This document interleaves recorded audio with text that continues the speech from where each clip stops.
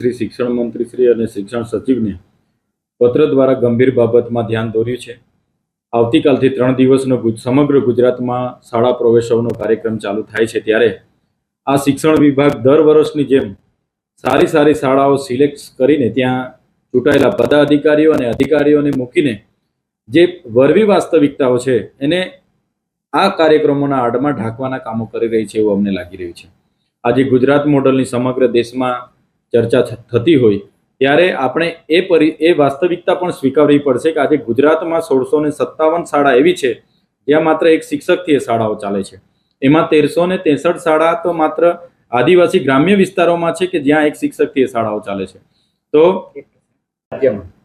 આજે ગુજરાત મોડલની દેશમાં વાત થતી હોય તો ગુજરાત રાજ્યમાં 1657 પ્રાથમિક શાળા એવી છે જ્યાં એક જ શિક્ષક છે, અને એવી જ રીતે એમાં પણ 1363 શાળાઓ આદિવાસી ગ્રામ્ય વિસ્તારોમાં છે જ્યાં ગરીબ મધ્ય વર્ગના આદિવાસી બાળકોને બીજો કોઈ વિકલ્પ નથી રહેતો, માત્ર સરકારી શાળામાં ભણતા હોય છે ત્યાં આવી પરિસ્થિતિ છે।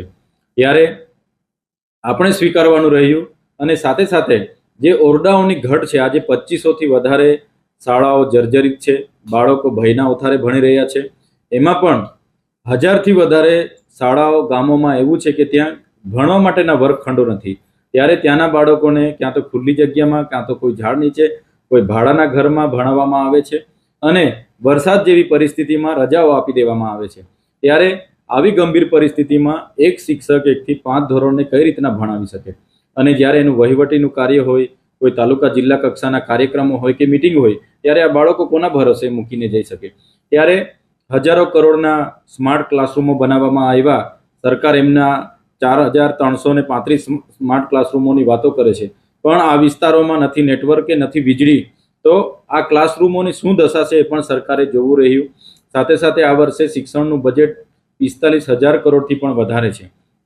ત્યારે આપણે ભણશે ગુજરાતની વાત કરીએ છીએ, પણ 76,000 જેટલા તો શિક્ષકોની ઘટ છે। આપણે વિશ્વગુરુ બનવાની વાત કરીએ છીએ, અહીં શાળાઓમાં ભણાવવા માટે ગુરુ નથી। ત્યારે અમે સરકારને અપીલ કરીએ છીએ, વિનંતી કરીએ છીએ કે બીજા બધા ઉત્સવો કરતાં પણ અગત્યનું જે કોઈ બાબત હોય તો શિક્ષકોને શાળા પ્રવેશોત્સવ કરાવો, શિક્ષકોની ભરતી કરો, અને જે ટેટ પાસ ઉમેદવારો છે એ કાયમી શિક્ષક માટે એમણે તમામ કસોટીઓ પાસ કરી છે, ત્યારે એમને નિમણૂકો આપો, અને આ જે ઘટ શિક્ષકની છે, શિક્ષકોની ઘટ પૂરી થાય એવી આપશ્રીને અમારી વિનંતી છે।